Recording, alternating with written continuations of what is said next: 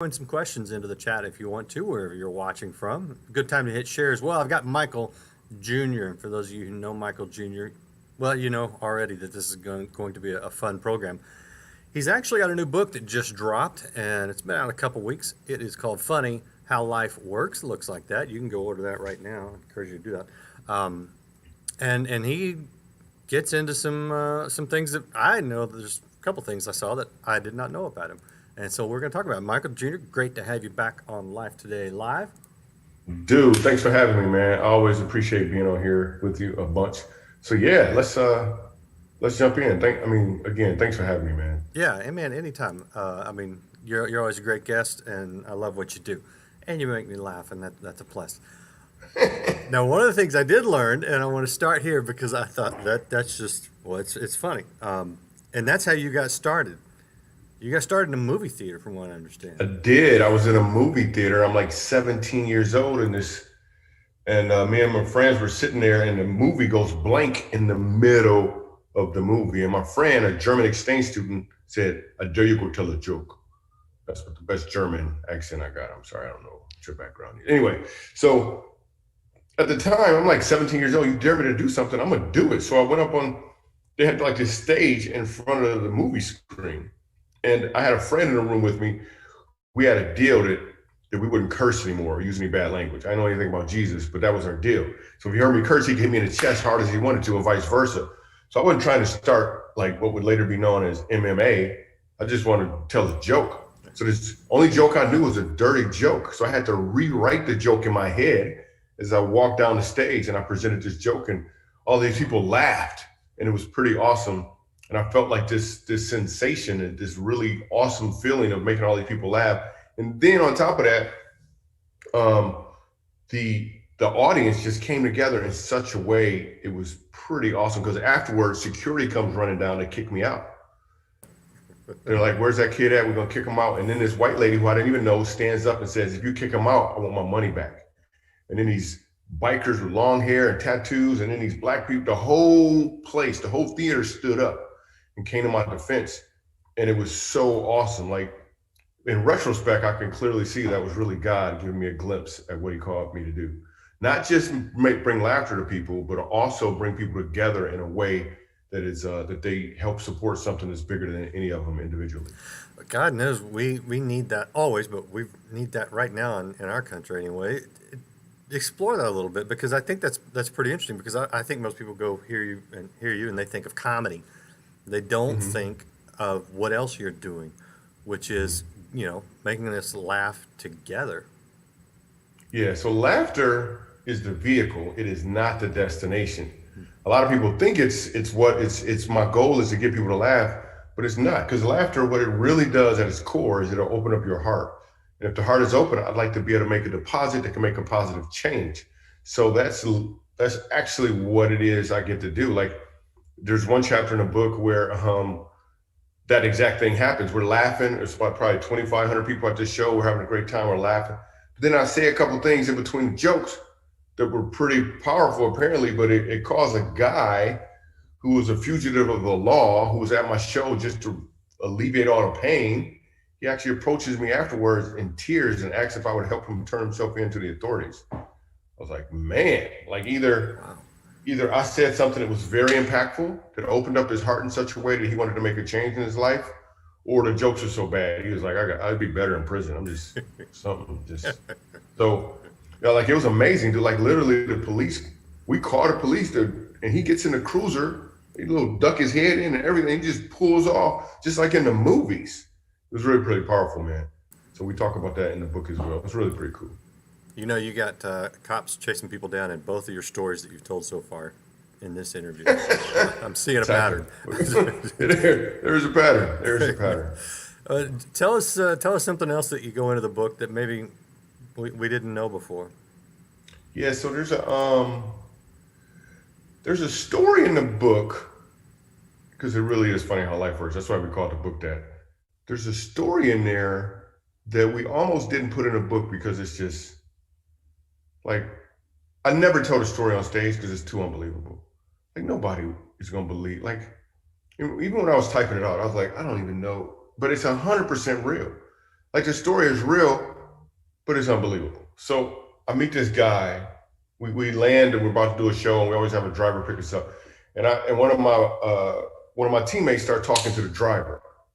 He's like, "Are you married?" He's like, "No, I'm not married, but I've been seeing the same girl for 7 years." And then I chimed in. I was like, 7 years?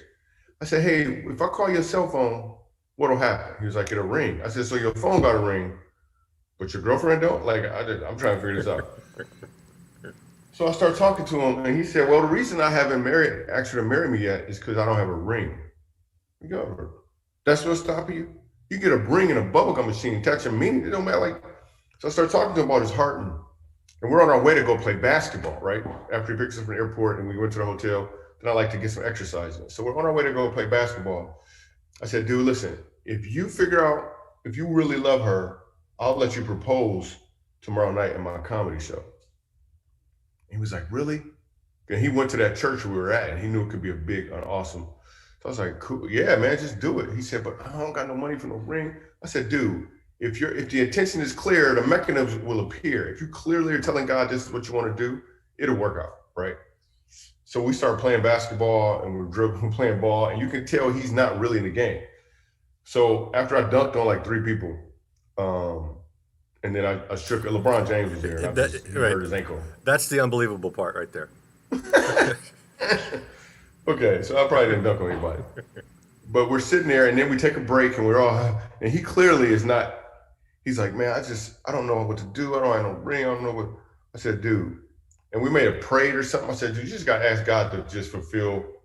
Like, he's an awesome guy, right? So we start playing the next game. We're dribbling. We're at a basketball court that's way out in the woods somewhere because I don't want to just play with just anybody. So and we're playing, and it looked like a scene from the Goonies. Because while I'm dribbling down the court, I know this is where it just gets ridiculous.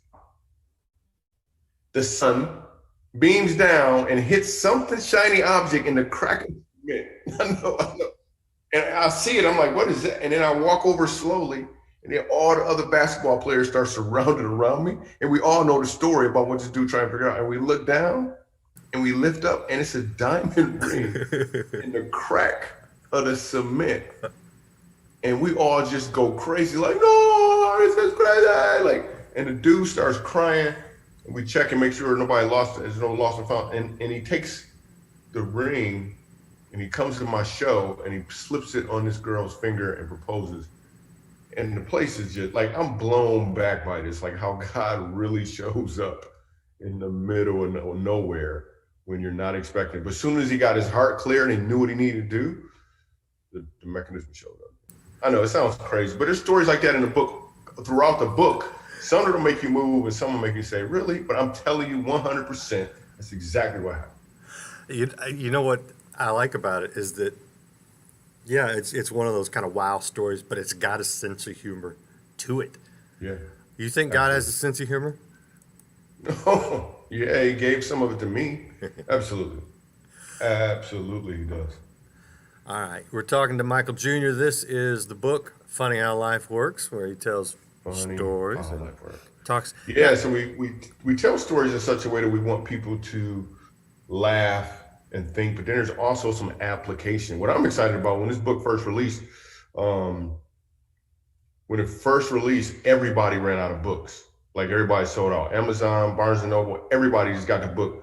But we're stacked up now, so by all means you can get it. So, or you can go right to my site, which is funnyhowlifeworksbook.com, and the proceeds are going to a Black family in America. I want to say that too. So There's the website right there. But I want to ask you about that because no, I'm just curious why. I might guess, but why is that what you're doing with it?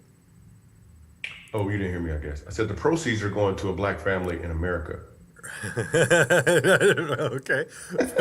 Yeah. Fair enough. Fair Yeah, enough. so it's my family. We're Black and we live in America. Oh, That's where the proceeds are going. God, you got It's me. okay. You got me. Okay. It's got okay. me. It just took a couple seconds. It's okay. Yeah, you got me. Okay. It's hilarious. If you that's good. If you just said a poor Black family in America, then I'd have known. No, not poor. Just a I Black know. family in America. Then Yeah. yeah. Well, I would have. Okay. You got me. You That got is me. awesome. You got me. Awesome. All right. But what was I Okay. doing? Okay. I show people the website, funnyhowlifeworksbook.com, the easier one. I'll put that in the chat, by the way. Easier one to Mm-hmm. remember, and you can get the book there too. Is michaeljr.com. Uh, Good. so are you back on the road? Are you doing shows again? I am. I have been traveling some more, so I'm super excited about getting in front of an audience. I've been sharing some of the stories from a couple of stories from the book live, and then helping people understand how to apply some of these principles. So it's really cool. The live show is starting to take a really awesome turn because the comedy is there. We're laughing really hard, but in addition to that, we're able to implement or add some of this more meaningful items as well. Just because, like I said, the heart is open.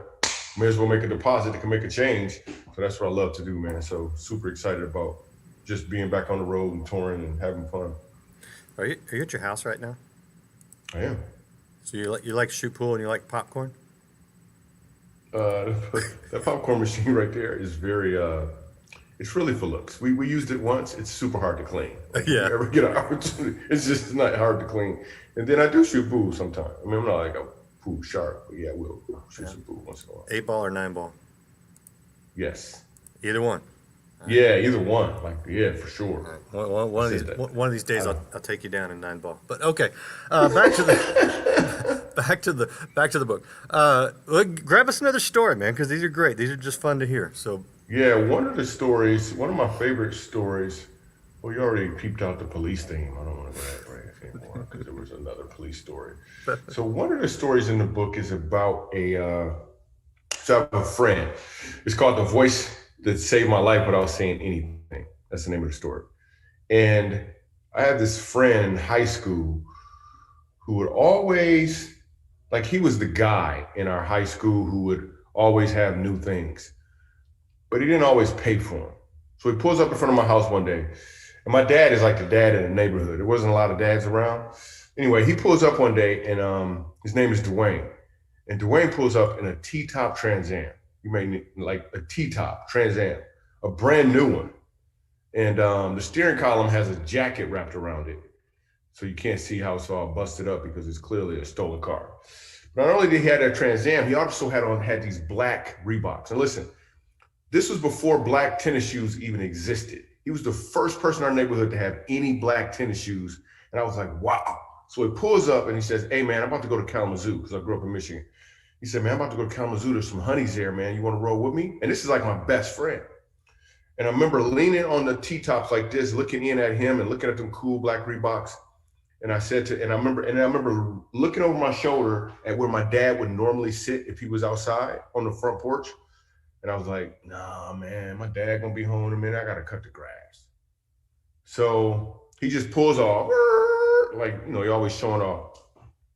He going to get the girls, I'm going to cut some grass. It was miserable. It was just the worst. And it's all hot outside and just, anyway, I go finish cutting the grass. I gotta trim the edges up and do all this extra stuff, man. And then I go in the house and my dad's comes home from work. And he's watching the news or whatever. And I just sit there with him because I don't know where I'm, like, I don't got a life. I ain't got no car. My friends is going, anyway. And a story comes on the news. But there was an accident on the 131 freeway and it was a Trans Am. And my heart is beating a little bit because I'm like, oh snap, could this be Dwayne? I hope it's not Dwayne. I hope it's not Dwayne. And then they explain that the car was going at like 110 miles an hour. The driver hit a pole and he flew out of the T-tops. The car flipped 4 times and landed on top of the driver.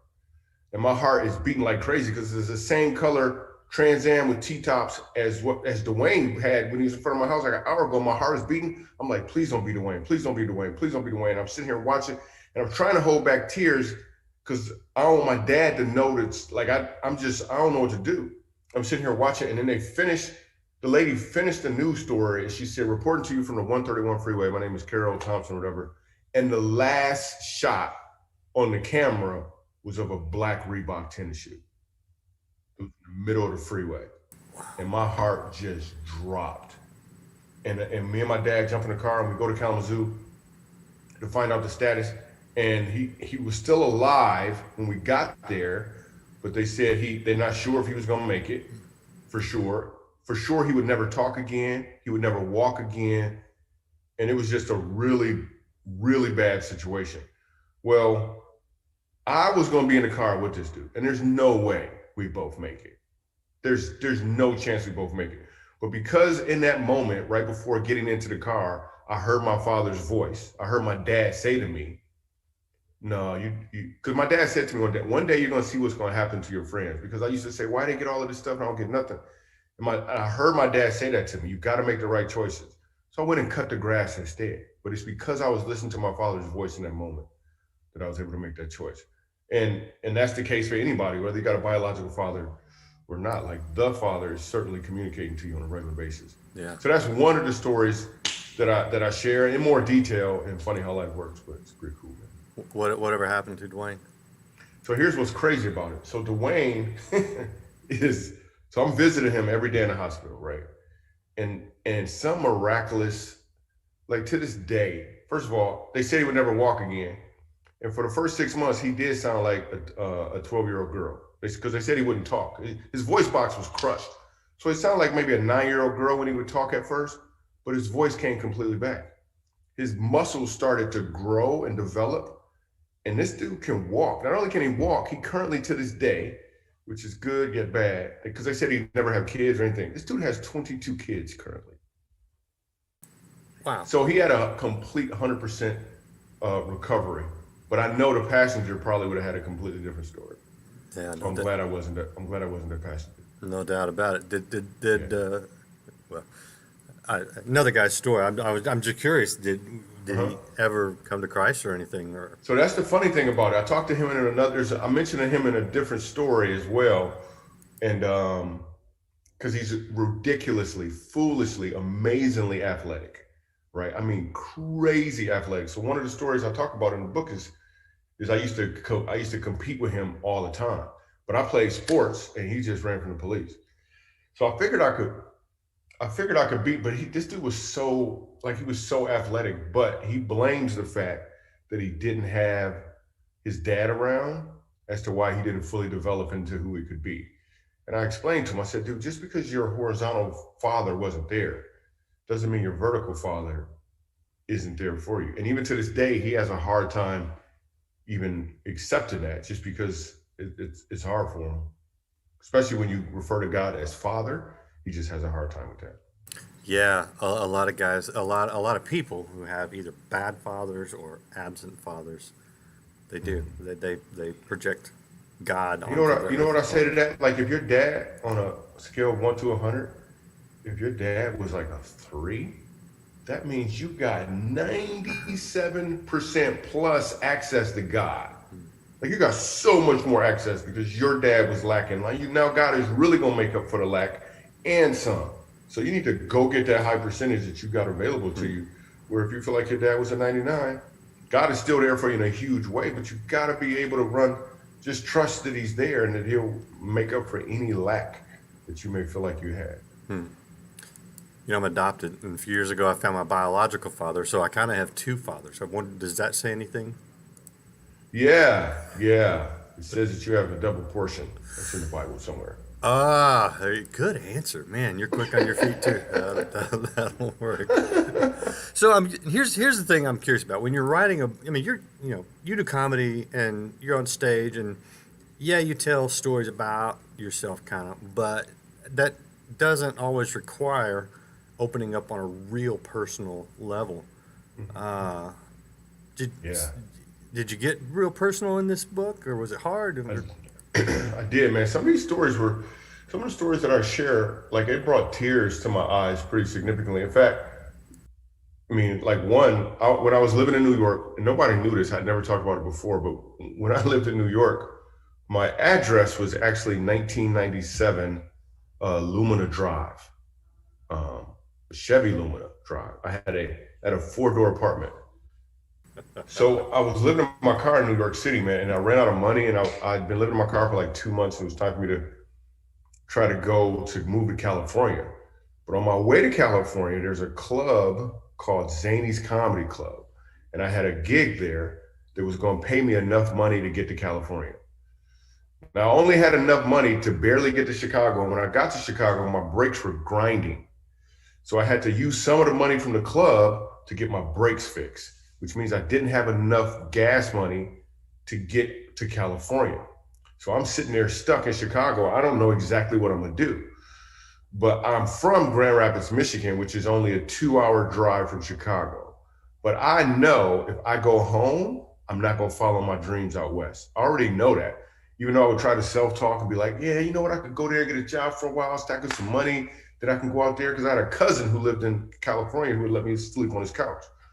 So I didn't know how I was going to get there, man. I didn't know how I was going to finish doing shows, and I go on stage. There he is. And I'm doing shows, and you got me still? Yeah, I got you. But yeah, I left you. You're leaving Michigan, or not going to Michigan, leaving Chicago.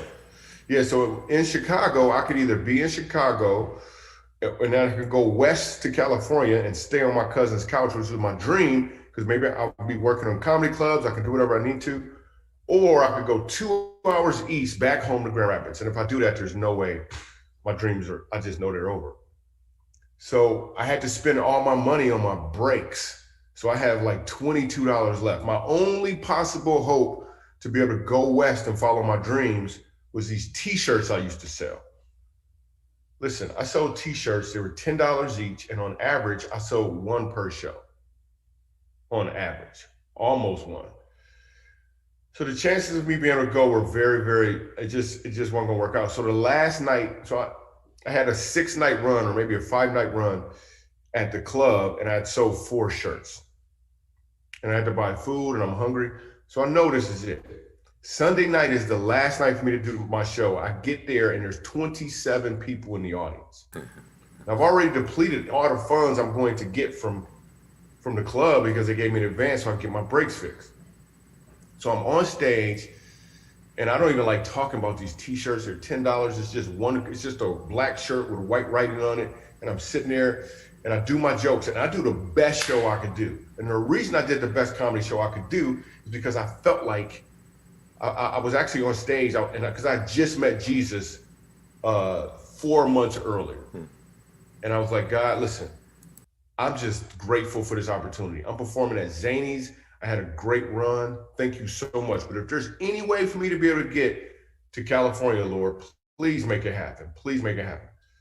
So, but I know I'm done. So I go ahead, I get on stage, I start doing my comedy, and we're having a great time. I'm smashing it. And then I gotta open up I gotta pitch these shirts, which I don't like to do. Suddenly I'm all like, look, but wait, there's more. Like I'm all a salesman all of a sudden. So I go ahead and I'm lift up the shirt, and I get heckled by some drunk dude in the back. 26 people are having a great time. Number 27, drunk dude, he heckles me. How much for that ugly shirt? That's what he said.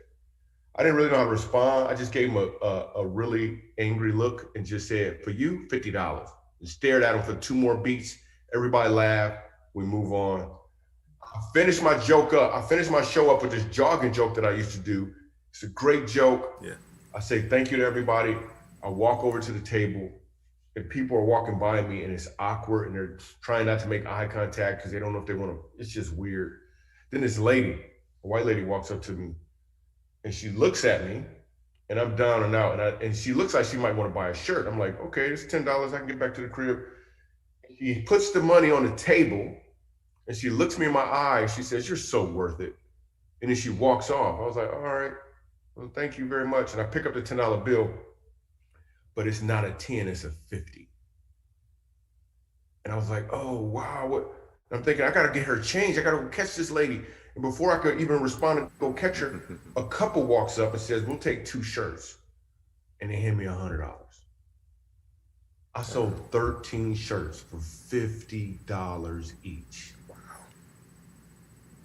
God clearly was saying to me, if you're going to trust me, I'm going to take care of this. And it just blew me back. I was able to get in my car. I slept in my car for a little longer. I got to California. I got to my cousin's couch. And now I get to do what I do. But that was such a pivotal moment right there where I had to really just trust God with my entire career. I said, God, if you want this to happen, I'm just going to trust you. So I go into more details in the book, but I also give some application in the book on how people can apply that to their life. Because I know there's some people out there, you're probably even watching right now, you're thinking, man, I don't know how to do what it is I want to do.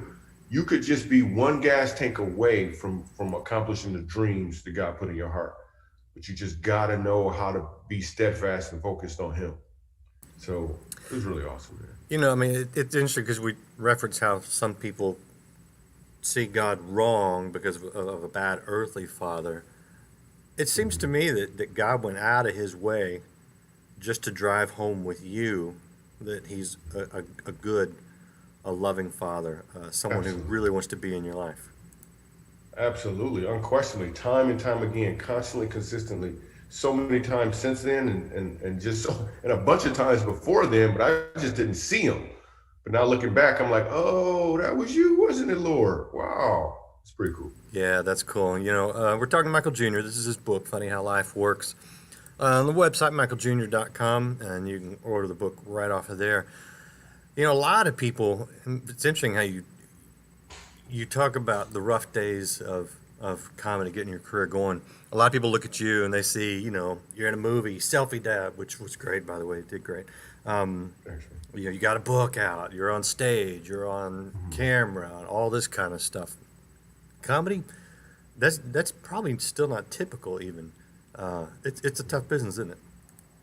It can be really, really tough, especially if you're just trying to break into it, as in you're not really called to it. A big mistake people make with comedy is they think comedy is the thing. Comedy is only a seasoning for whatever your thing is supposed to be. Whatever you're supposed to deliver to the planet, whatever God has you here to deliver, comedy is a seasoning that you can add to it so people can enjoy it even more. It's not the meal. If you just give people a seasoning, that gets pretty bitter pretty fast. And you can even looking back in history at some comedians, you look back at them and they were just doing comedy and they hit the top and then really fast they crashed to the bottom. Yeah, that's true. Because they were serving straight seasoning, and nobody really wants just seasoning. Speaking of seasoning, what kind do you like on your meals? All right, I tried. Lawry's. Lawry's. Oh, that's cool. Are there any comedians that you enjoy? Yeah, you know what I enjoy? I grew up watching Bill Cosby. He was great. And then I watched some Bill Cosby, some Eddie Murphy when I was a kid. I used to watch him. But even now, I think Brian Regan is hilarious. Yeah. Really, really funny. And then there's some really fun. There's this guy named Jason Earls who's funny, who I like to watch. And then, and then Dry Bar Comedy has some really good comedians on there too. Yeah, yeah. And I think I've seen you on Dry Bar. Haven't you been there? Nope, haven't been on Dry Bar. You haven't been? What is wrong? Wait, oh, okay. Maybe there's a reason, but I was gonna say, what is wrong with him? They should have you on. And tell you who else is funny is the Tennessee kid is his what is his name? I'm so blank on it. And just as you go to YouTube and it'll reference me because I've been watching about him. Good. Anyway, so yeah, not that you need material because you got your own. Yeah, thanks for telling me to watch some other comedians. Hey, you want me to tell you a true story? You want me to open up and tell you the true story? Yeah. My dad asked me years ago. He said, you know, son, because I write books, right? And I'd ghostwritten a bunch of books. Ghost wrote some for him. And he came to me and said, hey, son, you know, you're a really good writer. You've done a great job. And I got a new book coming up. And I'm like, okay, here we go. Do I want to spend the time on this book or do I have a choice, right? You know. He says, but you're such a good writer. I thought maybe you could help me find a ghostwriter for my next book. Maybe you could write the ghostwriter a letter. I know. I'm like, awesome. Okay, yeah. So that's like me Wow. telling you about other comedians to watch. Right? That's hilarious. It's about the it's a same. good connection. All right, yeah, man. I appreciate your time, and You're awesome, dude. yeah. Some days I'll probably end this interview and go, "Why did I bring up other comedians? Stupid thing to do." No. Anyway, that's live. I can't edit myself. Okay, so anything else we need to know? Anything else you got going on? You want to talk about? You this. Sell us some T-shirts, man. Come on, tell us what you got going. Yeah, well, if somebody wants to get the book, by all means do that. But if for some reason you want, let's say a chapter to the book, I actually have been giving away a free chapter to the book for those who want it. Just go to michaeljr.com/chapter, michaeljr.com/chapter. You can read the first chapter for free, enjoy it, or you can listen to the chapter because the book is available on audio as well. And I'm reading the chapter. So michaeljr.com/chapter, and you can actually get a chapter with it. Yeah, an audiobook is actually a great idea for you because you're enjoyable to listen to. I think it's what people used to do. How hard was that reading the book? It was some work, man. It took like 4 days to get that thing done. And it was nonstop, and you just, wow. Yeah. It was work for sure, but it was well worth it because it was a lot of people wanted me to be the one reading it. Yeah. As opposed to, so. Yeah, I mean, I would have read it for you, just so you know. Well, thanks. Or maybe you could help me find somebody who could. Exactly. I know some people that have done that before. Yeah. That's true. Michael Jr., man, thanks again. Always a pleasure. Anytime, You're awesome, I dude. said this last time, anytime you got something you want to talk about, you come back and we'll do it because I'm watching the chat and everybody's blowing it up, so they enjoy it too. You be blessed, Awesome. and do you have a calendar on your website or anything about I appearances? do. If they go there, they can see the calendar. They can see where we're going to be at. And it's really, I'm really excited about getting back out on stage. People seeing some brand new funny, some really cool stuff we're working on, man. So very excited. All right. Well, you guys are going to want to check that out. So go to michaeljr.com, pick up his new book, and it's not $50, so it's much more affordable. It's not. It's available everywhere books are sold, but also at the main place I'd love for people to get it at is funnyhowlifeworksbook.com. Okay. funnyhowlifeworksbook.com. Great. Pick it up there. That is in the chat in case you forget it or you fat finger it and can't find it. It's there. So cool. Hey, tomorrow we're going to have more fun. So you guys come back. If you haven't followed or subscribed, do that right now. Hit share. This is good stuff. This is Life Today Live. We'll see you again next time right here. I'm believing God for favor in my life.